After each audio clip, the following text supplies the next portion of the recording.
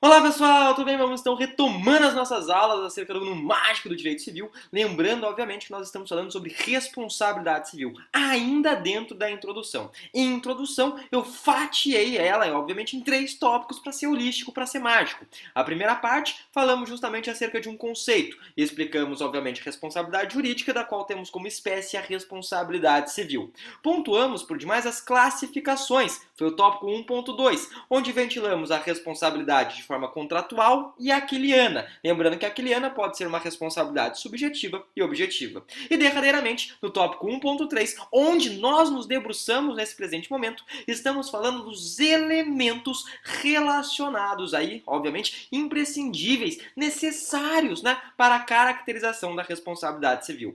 Pontuamos já para vocês a conduta, lembrando que essa conduta tem que ser voluntária, né, sendo dispensável a natureza ilícita. Falamos do nexo causal e as suas características e paramos na parte do dano, né? Então estamos falando nesse exato momento de dano. E a partir de agora falaremos de uma maneira mais lisfonse, mais despacito. Primeiro detalhe. Conforme dissemos, né, existem alguns doutrinadores que entendem que o dano, em algumas hipóteses, não é necessário, né? Lembrando-se sempre aí da ideia da Gisele Deronaca, professora da USP, que traz, obviamente, o estudo acerca do chamado, né, ou da chamada responsabilidade pressuposta. De qualquer maneira, é importante dizer que essa é uma teoria minoritária. Em regra, o dano se fará presente. O dano é imprescindível. O dano é necessário. Obviamente que, de acordo com a lesão, surgem diversas nuances, diversas matizes de dano. Podemos falar do dano moral e o dano material. Essas são as mais usuais. Lembrando-se, obviamente, que nós vamos verticalizar isso mais à frente. Esses danos podem ser acumulados. Pode acumular dano moral e dano material? Sim, né? Lembre-se sempre de Bros. Sim, sim, sim. Bros era mágico, né? Claro que pode. Isso, inclusive, é uma súmula. É a súmula 375 do STJ. Então, é possível acumular? É possível acumular dano moral com dano material. E óbvio, mais para frente nós falaremos, inclusive, das novas formas de dano. Além de danos estéticos, a gente pode falar de danos difusos, podemos falar de danos morais coletivos, e daí vai, tipo Victor Clay, que também é mágico, vai. Só que vamos, a partir desse momento, verticalizar o dano. Vamos, então, a partir desse momento, esmiuçar o dano. Primeira coisa, então, dito isso, para vocês é o seguinte. Gente, o dano nem sempre é indenizável. O dano nem sempre é indenizável. Isso está, inclusive, no artigo 944 do Código Civil. Um grande exemplo que nasce muitas vezes na doutrina diz respeito justamente ao término do namoro. Término do namoro gera aí eventual responsabilidade civil? Não gera. Até porque a gente sabe que existem aí inúmeros namoros, né? Inúmeros relacionamentos bumerangue, né? Ioiô, aqueles que vai e voltam. Como era, por exemplo, Bruna Marquezine e Neymar, aqueles que chipavam o Brumar, né? O pai Taon. Podemos explicar por demais para vocês aqueles relacionamentos como Fernando Zor e Maiara. Olha que interessante. Relacionamentos que vão e voltam. A ruptura desse namoro é apto para gerar responsabilidade civil? Não é. Diferentemente de situações que envolvem, por exemplo, o que? A ruptura de noivado. Jura? É possível a responsabilidade civil na ruptura de noivado? Sim, claro que é, né? Em algumas hipóteses. Só que a gente tem que lembrar que isso, na verdade, ocorre porque no noivado você cria uma expectativa do casamento. E muitas vezes a ruptura pode, obviamente, né, gerar aí um dano muitas vezes de natureza psicológica através dessa eventual ruptura. Olha que interessante. Só que para esse dano ser um dano indenizável, surgem aí, né, nascem, despontam 3 requisitos. Por que 3, prof? Por que 3? Porque 3 é mágico, é Pai, é Filho, é Espírito Santo, é Ísis, Osíris e Horus, é Zeus, Hades, Poseidon. Para aqueles que gostavam, obviamente, de Senhor dos Anéis, podemos falar aí de Aragorn, Legolas e Gimli, né? Olha que loucura! Harry, Rony e Hermione, show de bola, né? Tô ficando arrepiado. Podemos falar até de Han, Luke e Leia, para aqueles que são fãs de Star Wars. Então são 3 os requisitos que a gente pode pontuar, que a gente pode trazer, né? Para aquelas hipóteses de eventualmente um dano ser um dano indenizável. Quais são esses requisitos? O primeiro requisito que a gente pode trazer é justamente a existência de uma lesão a um bem juridicamente tutelado. Então nós precisamos de uma lesão a um bem juridicamente tutelado. Precisamos da subsistência do dano, né? Ou seja, não só a previsão, precisamos que esse dano exista, que esse dano seja plasmado, concretizado, materializado.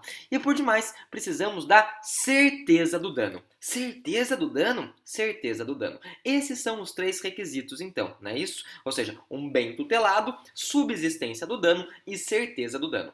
Só que nesse último requisito, em especial, eu quero que vocês coloquem um asterisco. Eu quero que vocês puxem uma OBS, uma observação. É a observação. A observação das observações. Por quê?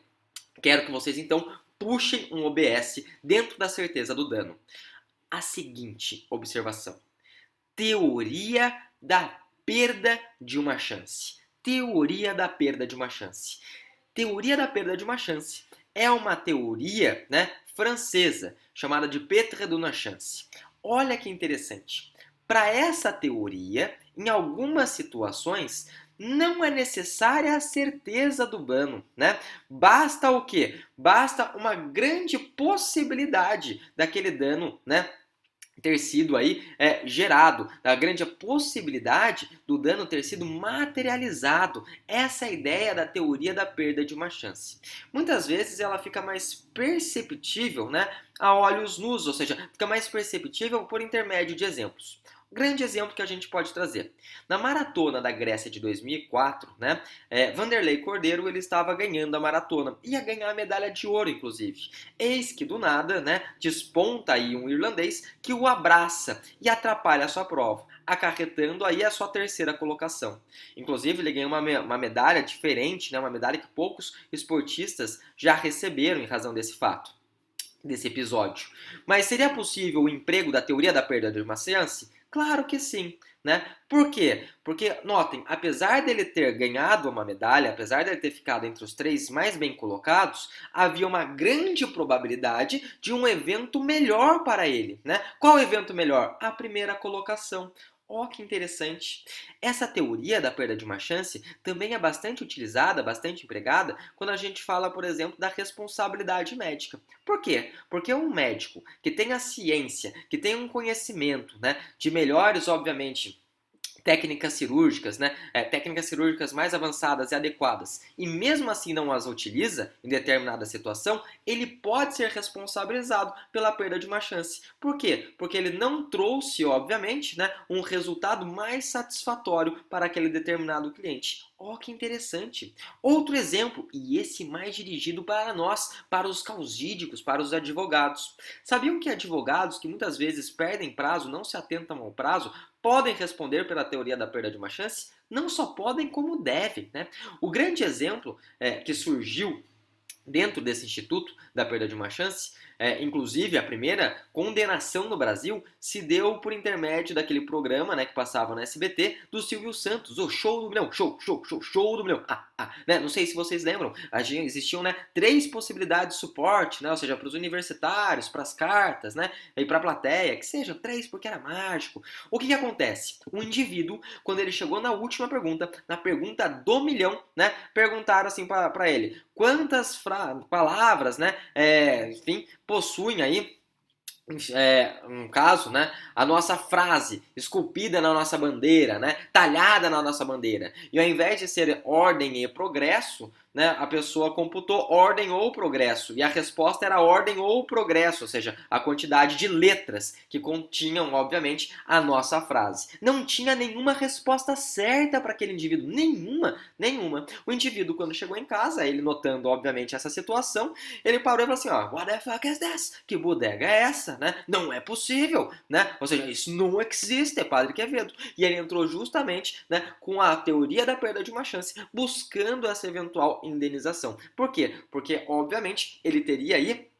uma solução melhor a ser trazida. Show de bola? Então essa é a ideia relacionada à teoria da perda de uma chance, né? Uma perda que não existe, não exige a certeza do dano, tudo bem? Não exige a certeza do dano. Show, show?